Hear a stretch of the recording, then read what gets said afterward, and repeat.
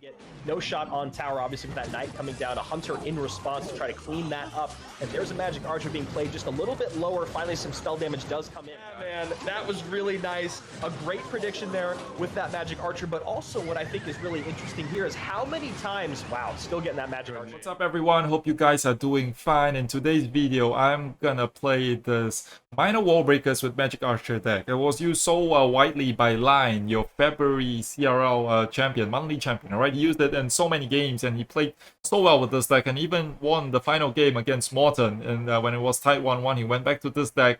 He had a decent matchup against the Hawk Earthquake, and that's the key in this deck is actually the Magic Archer Tornado. You can get so much damage when your opponent doesn't have a direct fireball or any way to clear those the Magic Archer, alright? So that's actually the key. On offense and on defense, Magic Archer, Tornado, Bomb Tower, Tornado kind of a thing. So we're going to see how we approach a variety of matchups, alright? So I'll see you guys in the first. Alright guys, in the first replay, we're going to share against a Golem, alright? So Golem can be sometimes pretty hard to deal with, especially when you don't have a big spell. He has like a big push coming in at you, could be a problem. Alright, so I like to start off Spear Goblins at the bridge, especially with Wall Breakers in the middle split. Because if you play Wall Breakers all in one lane, if they have Tornado, they can activate without taking a single hit. Right, and against any deck, right, with when you have NATO in hand, you see a Lumberjack, a Hawk, a Royal Ghost, Bandit, or anything coming at you, I always like to activate the King Tower. Doesn't matter if he's playing RG and it doesn't really help, but as long as he's just sending a troop, it's always good. Alright, so he goes with Golem over here because he roughly knows that maybe we're running Minor Wall Breakers. So we try to punish here. So this is really key. The Wall Breakers pushes the Knight away and he didn't see that, so that cannon card comes over. So we do massive damage on that side. Over here we can defend over here without using too much. So we go with the Spears, we go with that, he goes with the extra NATO. And over here it's our turn now. The Golem gets pushed by that cannon card. So unfortunately I do have to Tornado over here, and then he goes with the extra Baby B.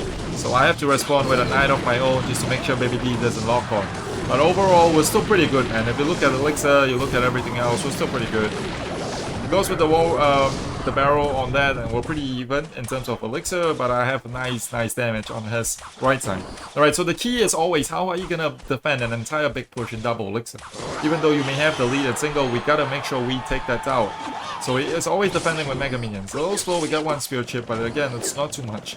But we know we must take the tower. We know he doesn't have NATO in cycle, so we send it to the back. He predicts the front, and then he knows probably no point to NATO right now because it's already almost tower. We don't go with the aggressive ME at the bridge. We go in the back here instead because I know I can take the tower. If he decides to Golem, I can go Minor, I can go Spears, I can even lock eventually to get that tower. So he chooses to Golem over there, so I gotta be careful.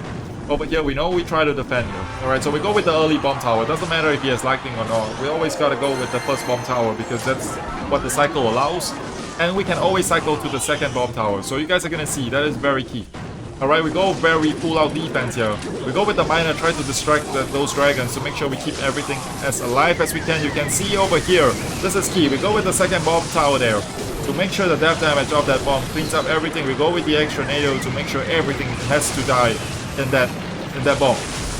If they do not die, that's when the problems will arise. So we go with the Miner, and then now we get cycled back to the bomb tower. So again, not a big issue. We go with the bomb tower there. Just because we're afraid that it might not pull the Golem, because Golem was already walking to the tower. Of course, you can see he's starting to spam because he only has 15 seconds left, but the tower is still very healthy. So we're not really too afraid. We gotta always NATO into the bomb. That is the 100% key. Your bomb's gotta do work. Your bomb has gotta do work. So over here we go with the Miner, we go with the lock with 4-5 seconds left. We know we're safe. We let it lock on. We have Elixir. We don't even have to play. Alright, so against Golem especially, you gotta cycle that second bomb tower and make sure that bomb goes off and then NATO everything to that bomb. That is key. You gotta NATO things into that bomb to be able to defend the entire big push. I'll see you guys in the next video. Okay, and this replay, we're gonna look how we play against a similar Minor Wall Breakers deck, but it's the one actually on the left over here, which is pretty popular, I would say. With going with the Spats and the Spears and Fireball. So he has good responses for the Magic Archer, 4/4 with the Fireball. So we cannot give him a Fireball value. And then the other thing is he has Bats, alright? So Bats are pretty irritating because we only have Lock. We gotta make sure we have our Spears, our NATO, or MA for those Bats. So he cycles in the back, so we also cycle in the back. I've seen Line go very aggressive with his Magic Archers in this kind of matchup, so we also go with the save. Unfortunately, he does lock to take a bit of HP away. He goes with the Fireball, that's fine. Alright, so we're already in the damage lead. He goes with the minor wall breakers here. We go with the minor also. But we have our bomb tower there to make sure we defend that. And we're pretty okay right now. We're looking at that. It's already laughing. We go with the spears to try to take out those bats. And we're fine, alright? We're in the slight damage lead here. But we gotta be careful because we know he has good defenses. So it just depends with the knight deciding to take damage on the right, which is a good play. Because that was the healthier tower. He goes with that, with the fan over there. We know he's always going to go in the safe spot because the king's not activated yet and he knows we have tornado. So we got to go with the lock over here. We got to spend the extra NATO just to make sure we don't take the wall breakers damage. That's way too much damage to take. So that's what we do, and we're still defending. We're still in the damage lead, so all looking good. But he has a nice elixir lead, as you guys can see. He goes with the lock to even things up in elixir.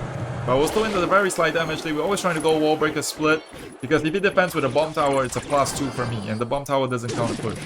So over here he goes with the miner. He goes in the back this time. I go with the MA there just in case he was gonna go in the same spot. He knows we don't have enough for the NATO. Alright, so that's pretty good play by him. Pretty even right now, I would say. So this matchup, I would say it was pretty even when I checked on API. So we gotta make sure we defend right. And we're gonna make sure we get the right offense when he decides to go on his own offense, which you guys will see in one push. He defines this game in one push. Of course, if you have Magic Archer chip, that will be good. He goes with the fireball here, so we know his fireball is out of cycle. We cycle spirit in the back. We go with minor wall breakers split over here, so trying to do good damage. He goes with the bomb tower. That's what I'm saying. That's a good trade for me. To defend those two elixir wall breakers, he spends 4. So over here he goes with that. He goes with the fireball, but we go with the NATO. We finally activate King with over 3 minutes of game time left. Okay, so we go here again. You can see here, he's defending pretty okay. He goes with the lock and defends there, but that's good. Every time he locked my Spear Goblins, it means one less lock on my tower. It's gonna be a chip game. Alright, so over here we're gonna always be ready for their minor wall breakers because that's what they like to do. So we defend with the bomb tower. We try to push the miner away because we know that's gonna be it. That's gonna be how the thing goes. It's gonna be that close. We go with the lock on offense just to do a bit more damage. MA is there. Unfortunately, we don't get the chip. Right, so over here we always cycling Magic Archer on the right side because I don't want to give him fireball value. So we go to the fireball there. We're comfortable giving him fireball on that side. We go with bomb tower there. Cleans up perfectly. Spear Goblins there, minor wall breakers. We know he decides to defend with the log, which is the biggest mistake. We go with the NATO, and that is huge. 2 wall breakers connection. And he is so angry. He should have played the bomb tower. He didn't. He decided to play the troops that can be NATO'd away. So that really puts me in the lead right now. And we just gotta make sure we play safe and land those miners on those towers. He goes with the fireball because he knows he is already down. He's gotta keep doing that. So we get a good miner chip because he doesn't really have too much to catch once he already uses his Spear Goblin. So over here we go with the additional MA chip. Unfortunately, only the last one gets hit. But not too bad. 375 left on the tower. I just gotta be patient and make sure I defend that. So over here we don't want to take any risks. We go with the NATO, pull it out. So the miners on my knight, all good. He doesn't have his knight, he only has spear. So we go with the prediction lock in case he catches the front.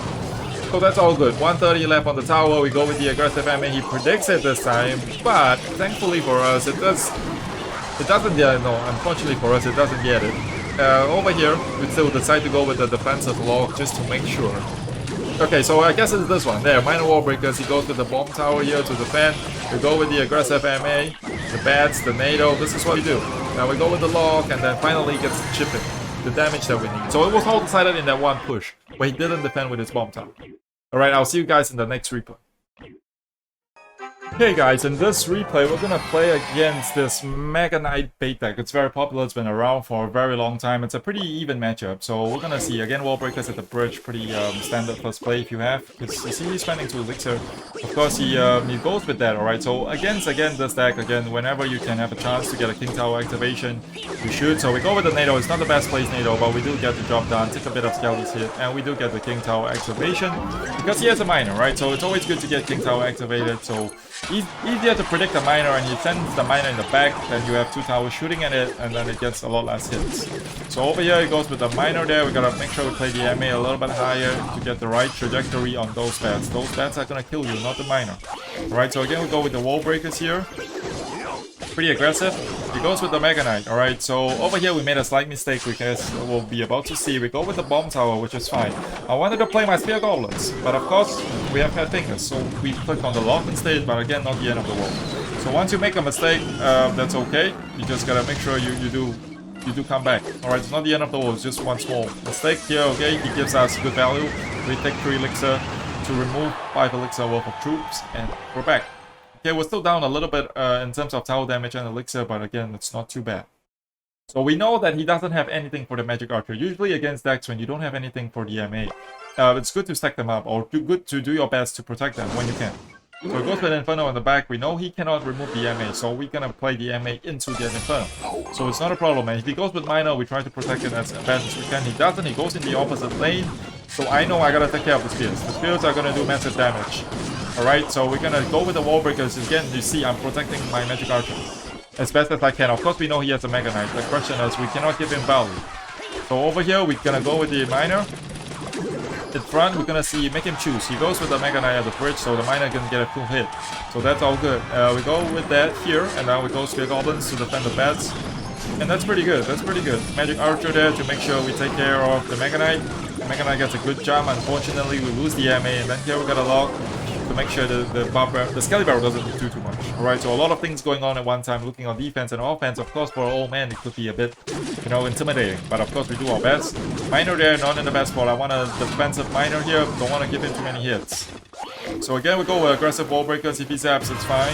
It's not the end of the world. We go with the MA again in the back. So we can see, like, majority of the game, he's giving a lot of pressure. While I only have a minor pressure, he has Skelly Barrel bats and stuff. So it's not that easy to defend.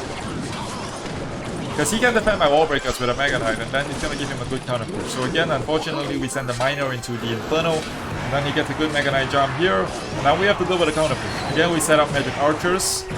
So we're gonna see that. He sends the Skelly Barrel, so we go with a Knight, and then we go with the Bomb Tower to defend the left side. I know we need the Log again to make sure that we don't take too much damage, so we do go with the Log eventually, and then we still keep the MA alive. Again, we send the Wall Breakers just to distract the Inferno Dragon. That's what we've been doing a lot.